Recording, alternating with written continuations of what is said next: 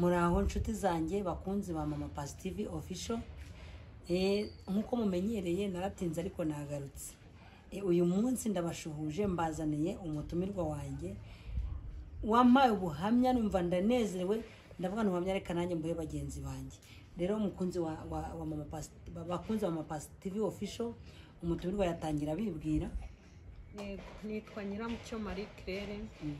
Nanjye ndabashuhuje mu izina rya Yesu. Bakwikirije nifuje kubagezaho ubuhamya bw'imirimo y'Imana, uko Imana ikora imirimo n'ibitangaza, uko gusenga habamo imbaraga zikiza uburwayi, mu gusenga habamo imbaraga nyinshi zikora imirimo kuko nta kinanira Imana. Urakoze cyane. Claire uvuka hehe, ukora iki? Tugeza ku bakunzi ba Mama Pasi TV official. Mvuka mu majyepfo mu karere ka Kamonyi. Umubyeyi wanjye papa wanjye yitwa Kanyabuganda Anastasi, mama wanjye yitwa Teresa Karigirwa. Urakoze cyane Claire. Uri umumama, uri umukobwa, urubatse.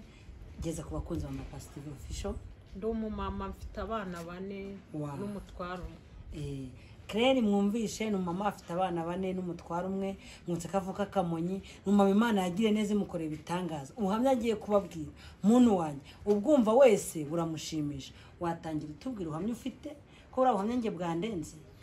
Ubuhamya ngiye gutanga, ndatanga ubuhamya mpereye ku gihe nubakiye urugo. Navuye iwacu nyine ubwo urabyumva ni muri karere ka Kamonyi ahantu hahoze ari muri komine Kayenzi. Nza gukora akazi ko mu rugo inaha i Kigali. Ako nanjye naragakoze sha. Mpageze nibwo namenyanye na papa w'abana banjye, umutware wanjye uko tubana. Mwamenyanye ukiri umukobwa? Yego. Uri mu kazi ko mu rugo? Yego. Tumaze kumenyana turabana. Tumaze kubana tubana nk'umugore n'umugabo mu nzu. Mwakoze ubukwe, mwarishingiye, byagenze biti? Twarishingiye, ntabwo twakoze ubukwe ariko nabyo Imana irimo birashyigikirwa. Nyuma y'igihe gitoya nagiye kwipimisha nsanga nanduye sida. Usanga wanduye sida? Wagiye kwipimisha ku nda ya kangahe? Ni ya mbere ni ya kabiri? Ni ya mbere. Ku nda ya mbere bya bindi ntago nipimishije ku nda wenda ntwite, ariko maze kugira umwana afite amezi 7 nibwo nagiye kwipimisha. Bwa mbere ntago nari narikurikiranye, nagiye kwipimisha nsanga nanduye sida. Utwite ntabwo ugeze wikurikirana? Yego.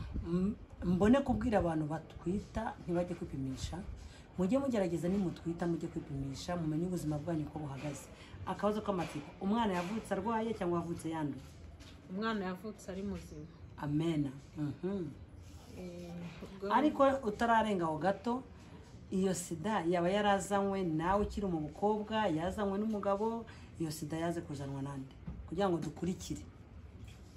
Ntago navuga ngo ni umugabo, nta nubwo navuga ngo ni njyewe. Urabizi muri kiriya gihe habagaho ibintu byinshi byakwanduza umuntu kuko abantu bari batarajijuka. Ntago namenya rero yaba ari njyewe yaba ari umutware wanjye, aho ngaho ho wenda ntago nabimushinza kimwe nuko nanjye ntabyishinze. Ngo n'inzembe bajya bazanduriramo. Hari watanze ubuhamya ntayo washinze uburaya muri ibyo byose wazanye sida. Imana igumugisha. Yego. Ngo rero nabyakiriye gutyo, mbyakira ko ndwaye, ariko nkaba nari umuntu uraho ntasenga ntazi Imana, gusa nkajya niringira ko Imana ibaho. Nkajya nizera ko imbaraga z'Imana zibaho, nkajya nizera ko imbaraga z'Imana zikiza, nkajya numva abantu bamwe bavuga yuko Imana ishobora byose, ikiza sida. Njyewe icyo gihe sinari mbizi, nari umuntu utereye aho, ntakunda kujya mu nzu y'Imana. Ikindi kigeretseho nakundaga itabi cyane. Uri umukobwa? Ndi umukobwa. Bivuze ko ukiri n'umukobwa ari ikirara? Nanywaga itabi nkaburara bundi ntago nigeze nk'urumogi, nanywaga ifege. Ukanywa n'inzoga? N'inzoga. Ukanasambana muri make? Oya, byo gusambana byo wenda sinavuga ngo nabaye indaya ni ibintu ni kwa kundi ibintu byizira mu maraso wenda ubyigishijwe n'abandi bantu mugendana na ubwo wigeze kunywa inzoga unywa itabi ukajya ukurura kwa kundi gujya yego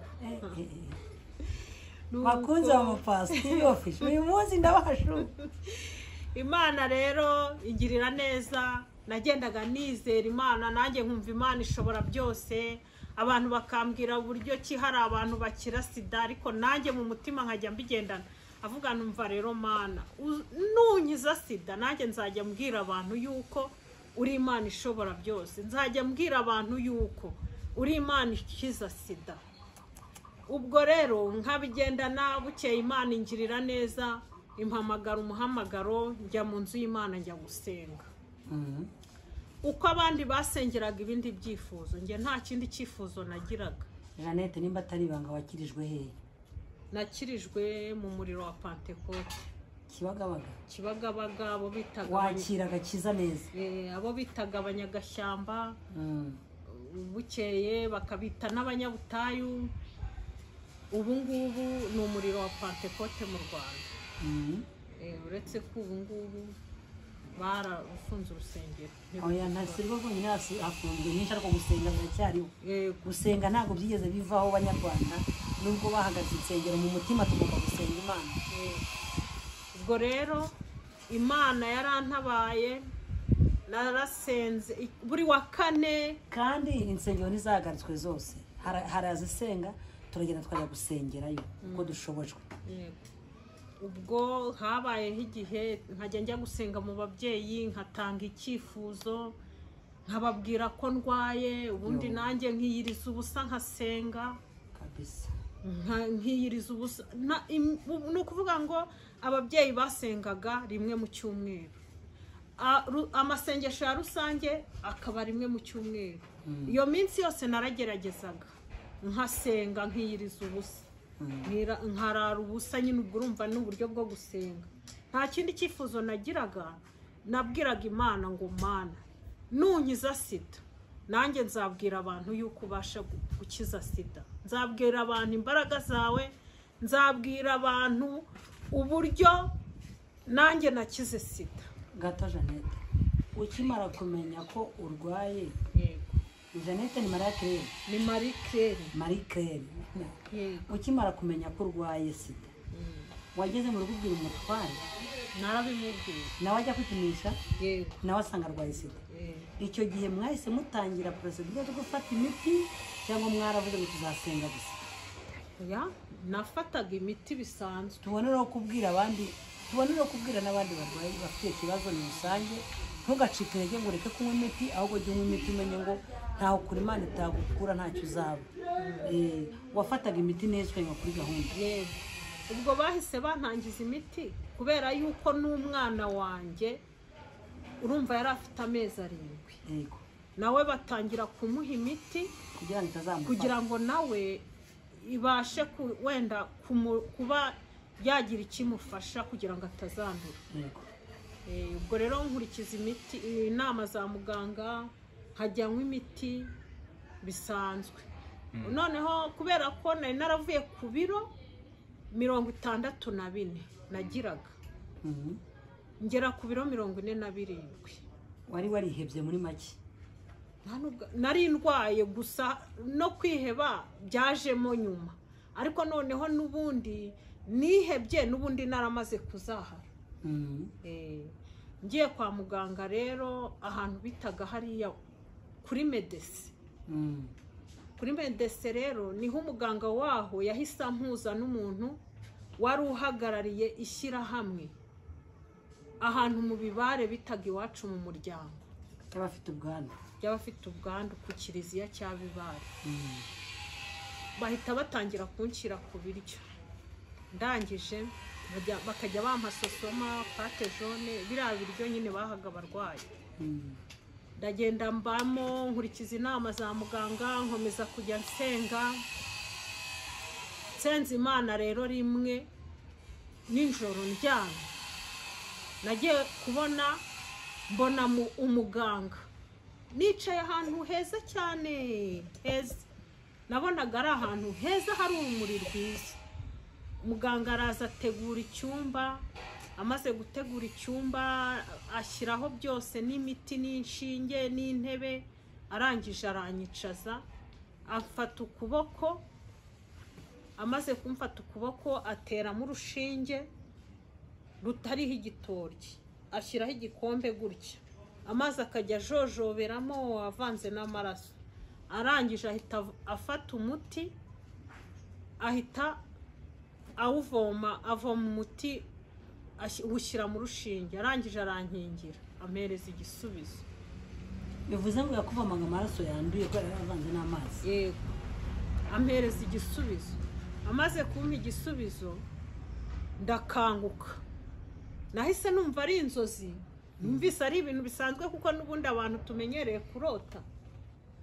Ndangije ubwo nakomeje gahunda zo kwa muganga, ariko hajya habaho igihe cyo kujya gutanga ibizamini ngo barebe abasirikare umuntu afite mu mubiri.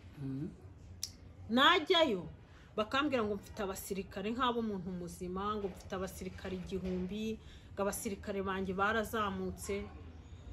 wowe ukajya no kurya neza, ngo ni bya bindi bisanzwe nyine, ndi kurya neza, ndi kwitaho, nkumva ni ibisanzwe. Haza kubaho igihe ubwo njyewe ubundi najyaga numva ubuhamya bw'abandi bantu, nkumva ukuntu Imana yagiye ngo ikiza abantu sida, ariko nari ntarabibona mu by'ukuri. Numvaga ari nk'ibintu bitabaho bya burage, ariko noneho nyuma nza kwicara nanjye ngeze mu nzu y'Imana, nkurura kwizera. uretse gato ukurura kwizera. Ukimara kumenya ko wanduye sida, sida murabizi ko ari indwara twizera ko iyo umuntu asanze yaranduye sida igihe cyose ariheba, akavuga ati birarangiye. Eske wowe ukimara kumenya ko wanduye, uwo mwanya ubimenye uhagaze aho ngaho, mbara umbwire wabyifashe mutema da, umbwire ukuri ukuntu wabyakiye, kugira ngo ube urumva. Iyo uri kwa muganga uri kumwe na muganga, urumva muba muri babiri mu cyumba cyo gufatiramo ibisubizo. Muganga iyo akubwiye akakubwira yuko wanduye sida, uhita wumva ubaye nk'agashishi, kumva ubaye nk'umuntu utagira ibiro, ntabwo wikubise hasi, ukumva mu mutwe ugize isereri, ukumva uhita wumva nyine isi ikwikaragiyeho cyane, utigeze utarindaye. Ugahita, ngewe ku bwanjye nahise ntekereza igihe nataye, ntarigeze ninezeza mu by'isi, ntekereza. None se reka manze nkubaza kandi, ukimara kubona bimeze gutyo, ni iki cyatumye wizera neza ko uzakira sida, ukabyizera kugira ngo ubwire n'abakumva yuko ibyo bintu Imana ibishoboye? Ikintu cyatumye nizera cyane ko utasengaga wari umunywi w'itabi. Ikintu cyatumye nizera, nagiye numvise ubuhamya bw'undi muntu. Numva umuntu aravuga ukuntu Imana ikiza sida. Ariko abo bantu nzabakusanya mbazana hano kuri Mama Positive Official, batubwirira abantu ko gusenga ari ibya mbere. Ubwo rero ko Imana ikiza sida, narabyumvise. Nanjye numvise mpuye n'ibibazo, nubwo nari umupagani nkunda gukora ibyaha, ariko nari mbizi yuko n'Imana ibaho. Nari nzi ko Imana ibaho, nari nzi yuko ifite imbaraga, nari nzi ko ariyo Mana iyoboye byose, ishobora byose. Nari nzi ko ifite imbaraga. Kamatsiko rero, ukimara kumenya ko wanduye sida, ugeze mu rugo ukabibwira umugabo, kiriya gikorwa cyongeye kubaho neza cyangwa byahise bifiringa? Umbwiza ukuri, turi kuvuga ukuri. Ukuri kwanjye niko kuri. Urumva ntago wamenya ko ufite icyo kibazo. Ngo nurangiza ugira ibyishimo, biriya ni ibintu biza umuntu yishimye. Ubwo bihita bikatira aho ngaho, umuntu agatangira ubundi buzima, kugenda aganira n'abandi, kugenda uganira n'abandi wiyakira, ugahura n'umuntu. Twebwe kwa muganga twagiraga igihe wanahura n'abandi tugahana ubuhamya. Umuntu akakubwira ati ngewe ndarwaye ariko nyimaranye imyaka 20. Ugahita wumva ukomeye. Ugahita wumva ukavuga uti se ubu ngewe wenda niba amaze imyaka 3 ubu urumva singifite iminsi yo kubaho ukagenda wiyakira undi akaza akakubwira ati njyewe mfite abasirikare 4 nibo ngenderaho 4 kandi umuntu abageze kandi maze umwaka ngendera kuri abo basirikare 4 ukagenda wiyakira bitewe n'ibintu ugenda wumva.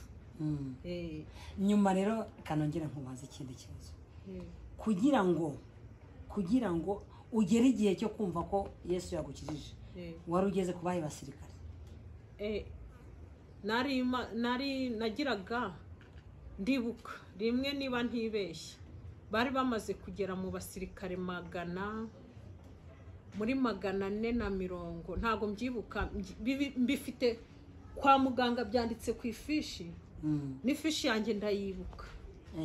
Ifishi yanjye ni 2004. Wamenye kurwa itariki wamenye kurwa waho ukiyibuka? Oya ntago nyibuka. Iyo wamenye ko wakiriyeho nayo ntago nyibuka. Gusa no kuzi ko Imana yagukijije. Yego. Twakomeje kugira ngo rero wizere Imana ugere ku rwego rwo gukira sida. Wagiye kwa muganga wambwe ngo wagiye kwa muganga bagasanga ufite abasirikari 1000 kandi bafite 440 basanga wasubiye ku 1000 barakuvuga ngo nibyo abantu bazima.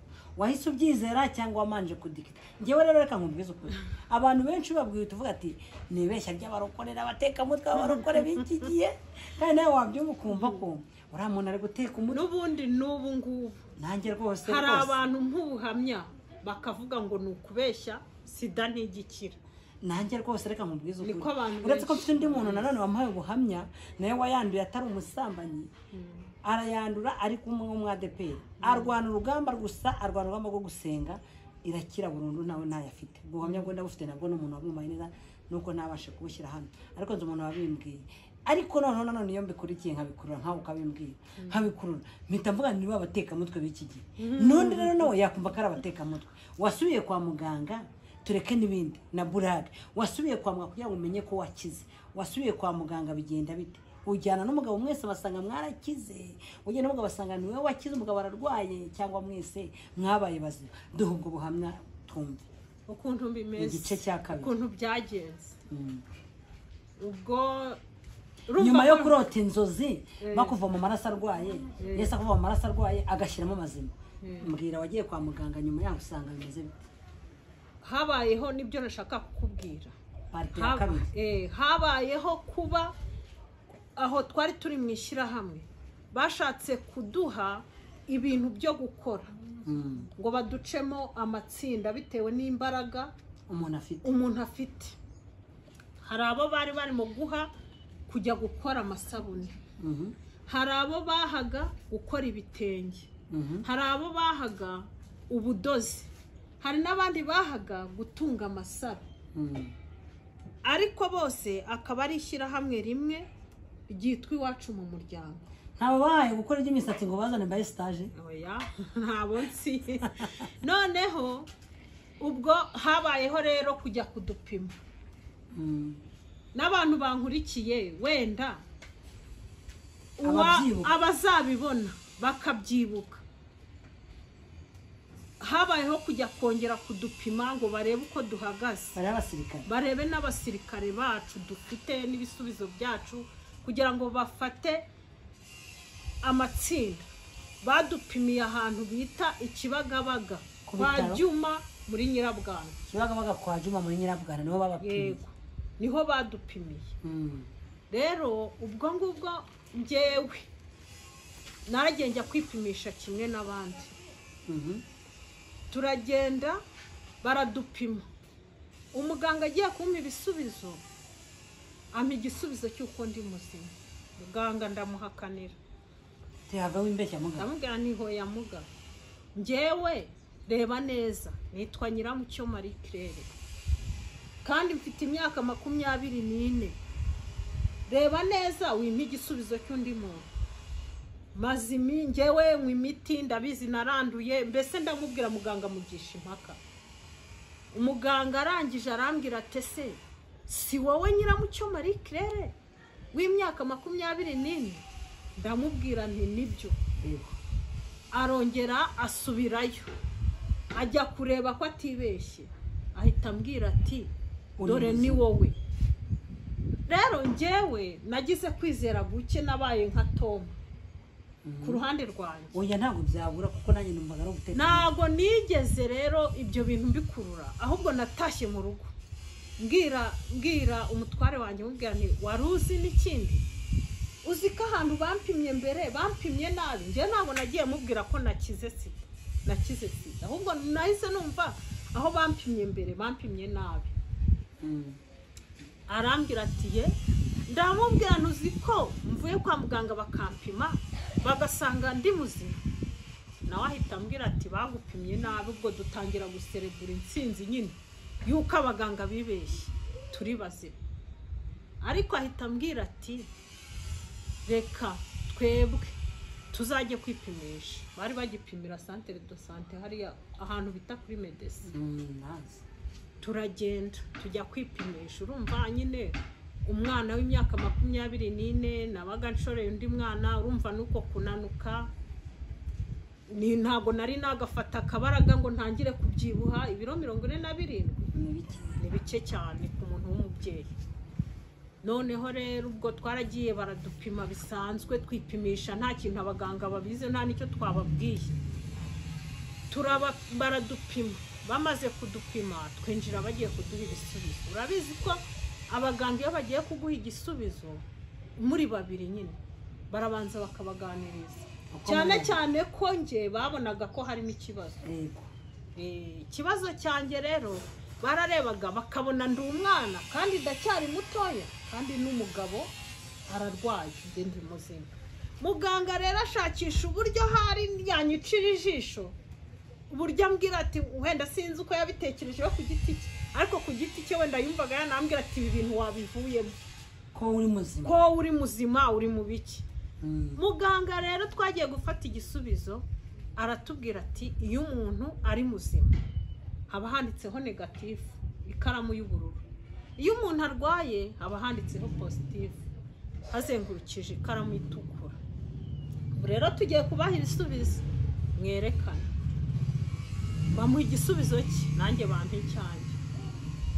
Arangije baratubwira bati ngaho nimwerekane. Niwe babanje kubaza, baramubaza bati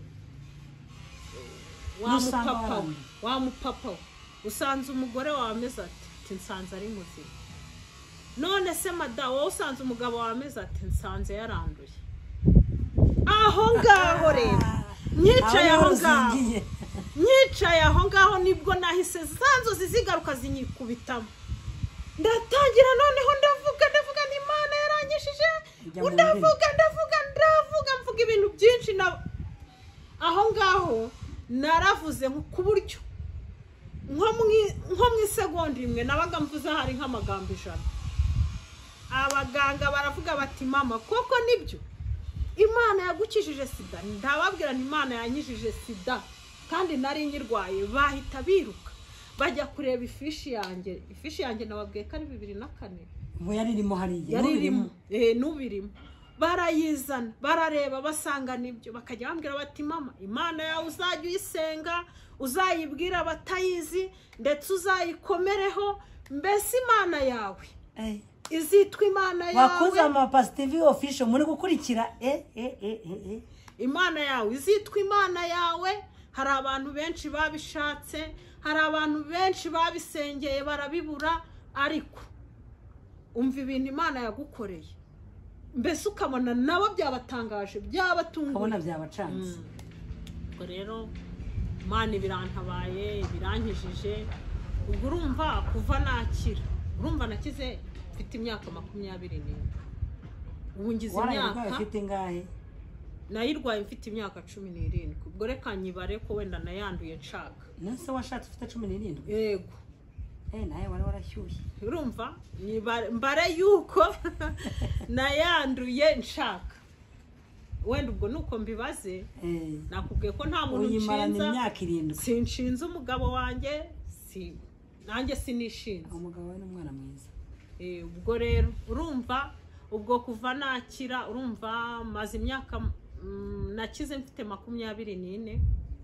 None ubu ngubu mfite 43. Nyuma yo gukira nabyaye abahungu n'abakobwa. Tugiye kugaruka mu kanya atubwire kuntu yasanze ari muzima, umugabo yanduye, bagakomezanya bakabyarana abana bose bafite, n'ubu bakaba bakiri kumwe kandi ubuhamya bukaba bukiri bwa bundi. Mukurikire Mama Positive Official.